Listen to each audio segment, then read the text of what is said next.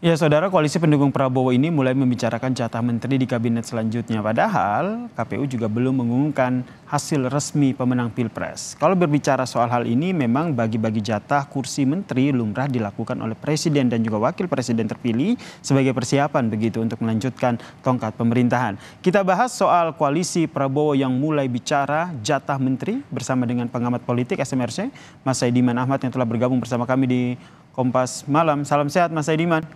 Salam sehat, Mas. Nah, menurut Anda nih kalau berbicara soal bagi-bagi ataupun minta jatah dalam tanda kutip, yang paling jadi pertimbangan parpol koalisi ini apa, Mas? Ya, saya kira seperti yang Mas Yasir tadi katakan memang cukup lumrah ya kalau partai politik kemudian partai politik terutama yang mendukung koalisi pemerintahan yang menang itu kemudian berharap bahwa mereka akan mendapatkan kursi di pemerintahan gitu ya. Itu Mm-mm. sesuatu yang wajar. Kalau walaupun demikian, tetapi juga harus dilihat juga bahwa selain koalisi pemerintahan ke depan itu memberikan kursi kepada partai-partai pendukungnya, juga biasanya di dalam pemerintahan juga ada jatah kursi yang cukup besar ya kepada kalangan profesional. Misalnya kalau kita lihat misalnya Mm-mm. pada pemerintahan yang sekarang ini kan hampir setengah dari kursi-kursi yang ada di pemerintahan itu diduduki oleh mereka yang Mm-mm. tidak berlatar belakang partai politik gitu ya, cukup banyak sebetulnya,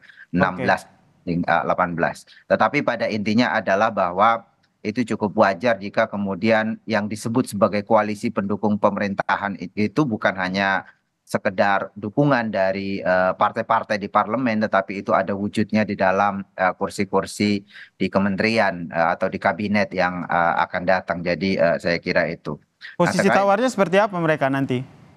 saya kira itu sangat penting karena kan pemerintahan ini butuh dukungan dari partai-partai politik yang ada di Mm-mm. parlemen dan itu harus dijaga gitu dan saya kira yang pertama yang harus diberikan kursi atau dijaga dukungannya itu adalah partai-partai pendukung sekarang dari empat partai yang katakanlah empat partai parlemen yang lolos Mm-mm. ke parlemen yang mendukung Pak Prabowo sekarang. Di sana ada Partai Golkar dengan suara terbanyak, diperkirakan mendapatkan suara terbanyak atau mendapatkan kursi terbanyak Mm-mm. dari koalisi pemerintahan ke depan. Kemudian ada Gerindra sendiri, ini partainya Pak Prabowo.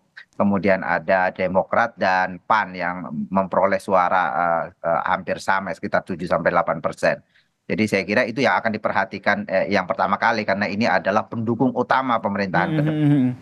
Saya kira menurut saya itu wajar.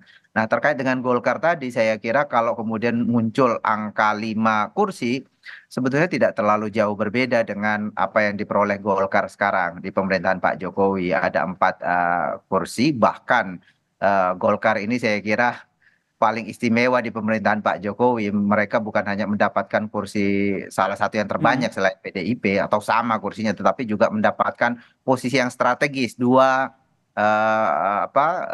menteri koordinator itu ada di tangan Golkar. Golkar, oke.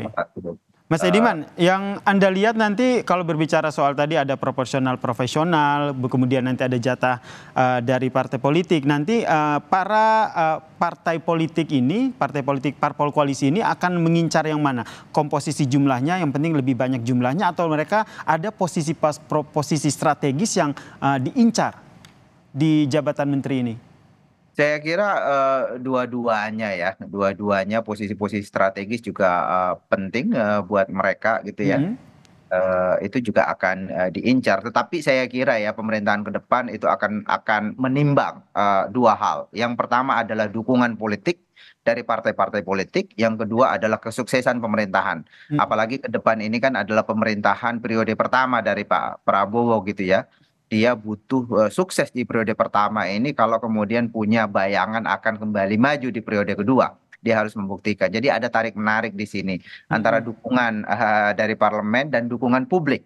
Dan dukungan publik itu kan tidak tergantung pada sejauh mana representasi dari partai-partai politik ada di dalam pemerintahan. Bukan itu pertimbangan publik. Pertimbangan publik yang utama nanti adalah kerja-kerja profesional dari para pembantu presiden ke depannya.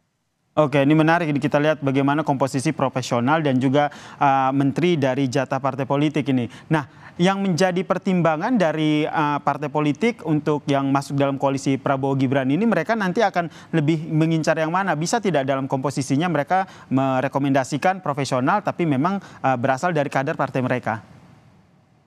Saya kira itu juga salah satu yang bisa menjadi pertimbangan mereka. Mm-mm. Karena kalau tentu saja yang pertama adalah ke elit-elit utama partai ya, ketua umum partai misalnya mungkin akan direkomendasikan. Mm. Tetapi yang lain juga saya kira jabatan-jabatan tertentu itu akan disesuaikan juga dengan profesionalisme dari apa elit mereka atau anggota mereka yang diusulkan gitu ya. Karena mereka kan juga tidak ini kan pembuktian ya Mm-mm. partai ada di pemerintahan dan kalau kita lihat memang kan publik kita kan sangat melihat rekam jejak dari elit-elit itu. Kalau ada persoalan pada apa namanya kinerja atau bahkan kalau wakil dari partai tertentu itu misalnya terbukti korupsi dan Mm-mm. seterusnya, saya kira itu akan berdampak negatif juga buat partai secara keseluruhan. Jadi Oke. ada walaupun ini Mm. persoalan politik, tapi tentu juga akan memasukkan faktor profesionalisme dari kandidat yang diusulkan kepada presiden nantinya. Karena perlu pembuktian dalam 5 tahun ke depan begitu. Berbicara soal pembuktian nih, Mas, kira-kira Prabowo Gibran jika menang nanti ngerangkul oposisi nggak? Dan akan diberikan jatah menteri begitu? Saya kira ada kebutuhan untuk pemerintahan ke depan ini untuk merangkul partai politik di luar partainya sekarang. Hmm. Katakanlah kalau kita berkaca pada hasil pemilu sebelumnya kan itu jumlah kursi di parlemen pendukung Pak Prabowo kan sekitar 45%, mungkin sekarang sekitar 43-45%, sekitar itu juga. Artinya ini belum memadai sebetulnya, belum terlalu kuat di parlemen. Butuh setidaknya satu partai menengah ke atas gitu ya untuk kemudian membuat pemerintahan ke depan lebih solid dan lebih punya dukungan di parlemen nantinya. Karena itu saya kira ada Baik, kebutuhan buat Prabowo untuk merangkul partai di luar koalisinya saat ini. baik. Terima kasih pengamat politik SMRC, Mas Saidiman Ahmad telah bergabung dan memberikan perspektifnya di Kompas Malam. Salam sehat, Mas Saidiman. Ya, salam sehat, Mas Yasir.